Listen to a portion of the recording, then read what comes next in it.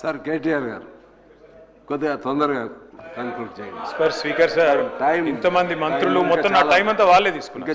Speaker sir, already spoke for 1 hour sir. మొత్తం time వారే తీసుకున్నారు సార్. వారు గంటన్నర పైన మాట్లాడినారు సార్ ఇద్దరు. సార్ ఇప్పుడు ఆ టైం కూడా ఉన్నాయి.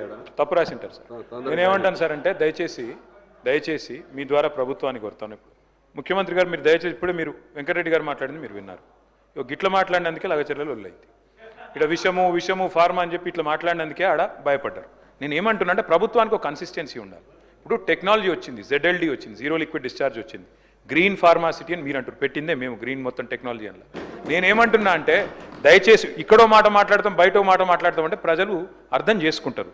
మీరు అన్నారు అదో మీ సొంత పేపర్లో రాశాను, ఇది economic times, economic times and times of India 3 కంపెనీలు ప్రీమియర్, కేన్స్ అండ్ కార్నింగ్ పోయినాయని చెప్పి మరి స్పీకర్ గారి ద్వారా మీకు పంపుతాను, చూసుకోండి.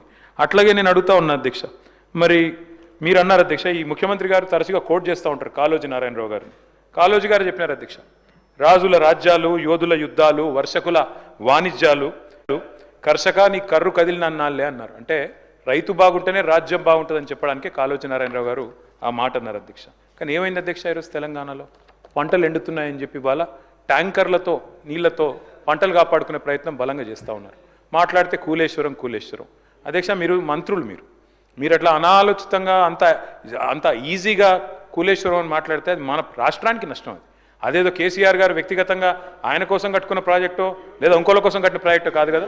మేడిగడ్డ అధ్యక్ష, కాళేశ్వరంలో మొత్తం ఒకటి కాదు అధ్యక్ష, మేడిగడ్డ, అన్నారం, సుందిల్లా 3 బ్యారేజ్లు, 19 రిజర్వాయర్లు, 21 పంప్ హౌజులు, 100 కిలోమీటర్ల సొరంగ మార్గాలు, 1000 కిలోమీటర్ల కాలువలు. కాళేశ్వరం కూలిపోయిందంటారు అధ్యక్ష. దిక్కు ఇదే ముఖ్యమంత్రి గారు మళ్ళా కొండపోచమ్మ సాగర్ నుంచి, మల్లన్న సాగర్ నుంచి హైదరాబాద్కి నీళ్ళు తెస్తా అంటారు. అందుకే అంటున్నా అధ్యక్ష అపరిచితుడు. ఎందుకంటే కాళేశ్వరం కూలేశ్వరం వాళ్ళే అంటారు. మరి కొండపోచమ్మ సాగర్, రంగనాయక సాగర్ దగ్గర పోయి మంత్రి గారు అక్కడనేమో ప్రార్థనలు చేసి 1,00,000 ఎకరాలకు నీళ్ళు ఇస్తున్నామని చెప్తారు. మరి కాళేశ్వరం కూలిపోతే కొండపోచమ్మ సాగర్ ఎక్కడిది, మల్లన్న సాగర్ ఎక్కడిది, గంధమల్ ఎక్కడిది, బస్వాపూర్ ఎక్కడిది, కట్టిన రిజర్వాయర్లు 218 TMCల. Speaker sir.